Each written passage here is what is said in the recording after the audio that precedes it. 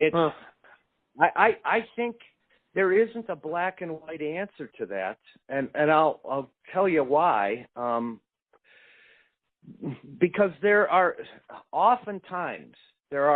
extenuating circumstances. Let me just give you a hypothetical situation. Customer ABC wants 10,000 server boards, and we don't have them. And customer ABC wants 15,000 desktop processor kits. If that customer gets shorted in one area, we may make up for it in another. And that kind of data is only understood by the regional VPs and the selling organizations. So they'll go to the server group and say, listen, guys, my customer has communicated a revenue target to the street, and they're going to miss because they're not going to get enough server boards. And I know you can turn the dial a little bit and push more desktop or client computing group components in. It's just not black and white. Right, but Rick, so he communicated to the sales leader of servers, right, of DCG. Yeah, it's a negotiation. So it's not, then there's no really a decision. So the decision making then is not. If you backed me up against the wall and said, who is the D, at the end of the day, I would say it's the business unit.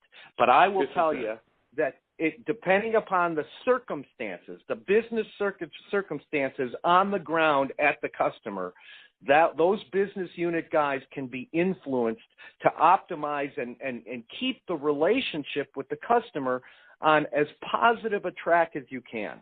But at the end of the day, if every business unit guy wanted to say, hell no, you're not getting what you want, you're getting this, that they own it. Okay. So at the end of the day, it's the BU who owns it, but they are heavily influenced by sales. And they really are. I'm telling you, they really are. Okay. Makes sense. Good. All right, Rick, so I don't want you to miss your dinner, so let's make it a pause there. And I'll work for GLG for our next touch point. Yeah, can I ask you, is this a silicon company that you're representing? Computer peripheral. See, I was going to go.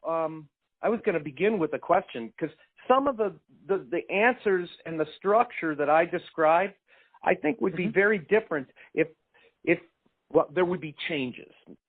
If you're selling silicon and boards like Intel does, that dictates one structure and one kind of model. If you're selling subsystems or boxes or services or software, all of those things I've had experience with, the structure and the deployment of resources and the compensation might be different. So I really should have began by saying, give me just a high level, a description of what kind of client you represent, because I think that could change my answers in some cases. Yeah, it's a computer peripherals company. So like hard drives? Kind of like hard drives. More like internal. Okay. Yeah. So not chips? Not chips. Okay. They buy chips to make their stuff.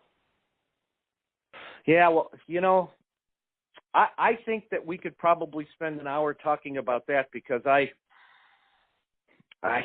a part of our channel strategy. Yeah. So we have SIs that buy a box from Dell, and we Intel guys will make joint calls with them on an end user to try and sell the Dell box, but it's not the same FAE that calls on Dell. It's not the same account manager, but we have a structure in that channel organization to help those partners that make peripherals or subsystems or solutions. That's a different structure. Okay, so that'll be let's save that for our next call. Okay. Perfect. Hey, all right, Rick. It was I really apologize. I'm terrible with this. I forgot your